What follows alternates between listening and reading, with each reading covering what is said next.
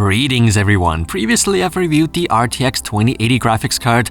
That one is in the upper price range already. Today however I'm gonna top that one and will review one very impressive GPU.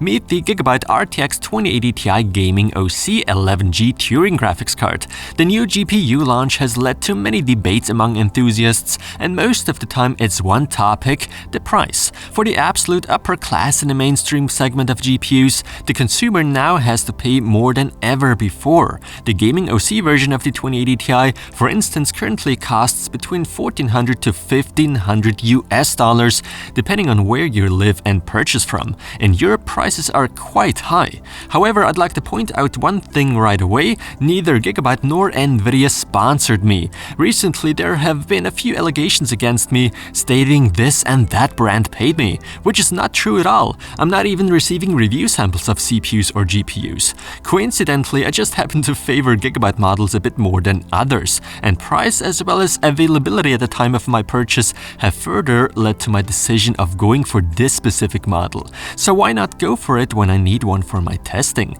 However, it's not about me, it's all about the 2080 Ti and whether or not the extremely high price is justified.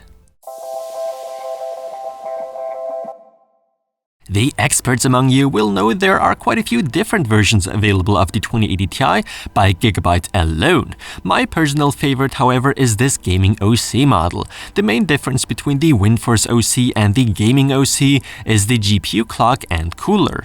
The difference in clock speed can be ignored. That one hardly makes an impact. The slightly better cooler, though, leads to more than just a single advantage. Sure, it's actually the same WindForce 3X cooler with triple 82mm fans here, but noticeably more aluminum comes into play here. It will for sure run quieter, and quiet is the right keyword, since the cooler is semi-passive, meaning the fans won't even turn on under light loads. On default, only once roughly 52 to 54 degrees Celsius are reached, the fans will start spinning. Furthermore, the fan in the middle does actually spin in the opposite direction to apparently reduce so-called turbulent airflow. What can't be missing on a true high-end card is the metal backplate. That one stabilizes the PCB, adds a bit to the aesthetics, and should apparently do a little bit of assisting with cooling.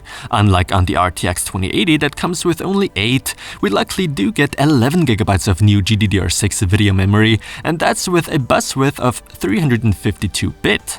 The core clock can't be compared though. The amount of shaders on the 2080 Ti, on the other hand, is nothing short of amazing. And for those that haven't paid too much attention to the whole RTX launch, you probably noticed those RT and Tensor cores by now. Those are for the newly introduced and hyped technologies named real-time ray tracing and deep learning supersampling, or for short DLSS. More on that later. I'm positively surprised about the relatively low TDP of just 250 watts compared to what's offered. Something that always catches my eye is a neutral, sleek design of a card like this one. I know there are many that prefer a more aggressive gaming type of look, if you want to call it like that, but I like things to be a bit more, minimalistic and not as flashy.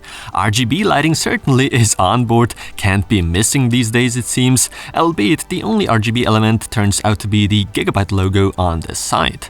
Totally works for me, but I will point out that the software still is incredibly buggy and I had a hard time changing colors, so there's still some work left to be done by GIGABYTE until you could consider this to be usable. Also keep in mind the gaming OC version is slightly longer than the WindForce model. With its 287mm, it probably won't fit into each and every case out there. To keep the GPU from starving, 2 PCIe 8-pin power connections are required. Do not worry though, the power draw isn't as high as you might expect. As for the video outputs, we get 3 DisplayPort 1.4a outputs allowing 8K at 60Hz, then 1 HDMI and 1 USB Type-C for Virtual Link meant for VR headsets. It's a known fact, SLI is history by now. Its replacement is called NVLink, which is set to scale better than SLI. However, I can't test or confirm that. For a second 2080 Ti, I'd have to rob a bank first. I guess it's time for the benchmarks now. Please excuse the low amount of graphics card in the charts. I'm working on getting more and more in there as time goes on. I have dropped the Full HD 1080p test though, since, let's be honest, most would not be gaming at that resolution with the 2080 Ti. Enjoy!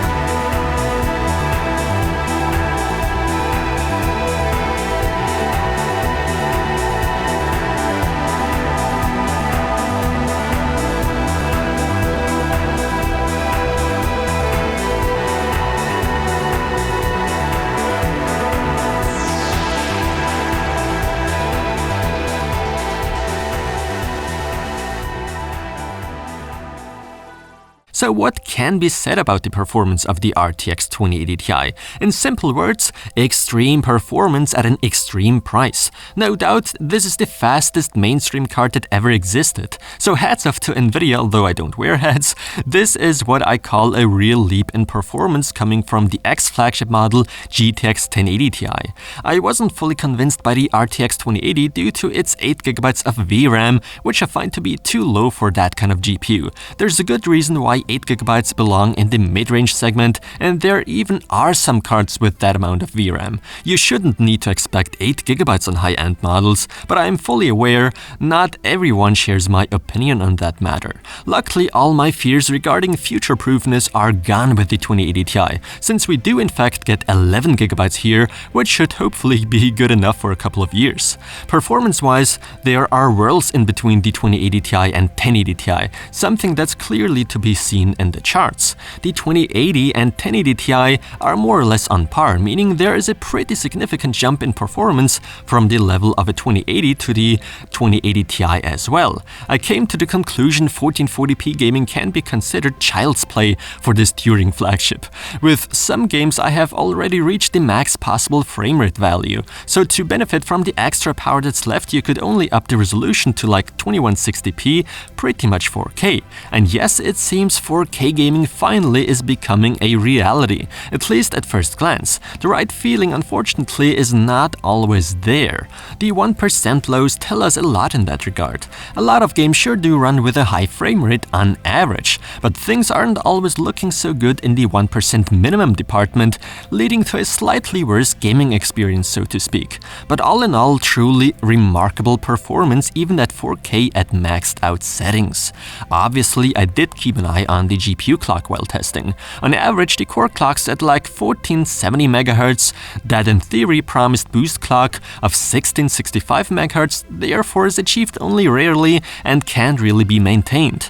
With overclocking there can be done a lot though, and it did lead to some nice gains. You'll see what I mean in an upcoming video by me. Let's talk ray tracing and DLSS. Sure, it all sounds super nice. We've seen some demos already, some of it looking quite promising, others rather underwhelming, so only time will tell how all this will pan out and whether or not game developers will implement these features in the future in the long term. Because let's face it, manufacturers have promised us lots of features in the past. Some of it is in fact still being used today, many on the other hand have been dropped, so take it with a grain of salt.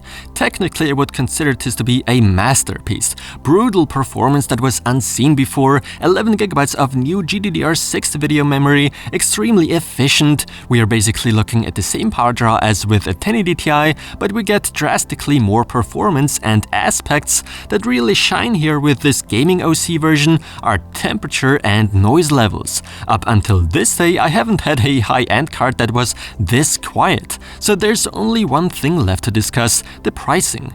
Is it worth spending $1,400 to $1,500 on this beast? Well, that's not easy to answer. Without the slightest doubt, you get immense performance offered. Nonetheless, I find $1,400 to $1,500 a bit too much. If you ask me, $950 to $1,000 would be the price I would be okay with, and everything below the 2080 Ti should be adapted accordingly. That's my opinion. At the end of the day, it's up to you.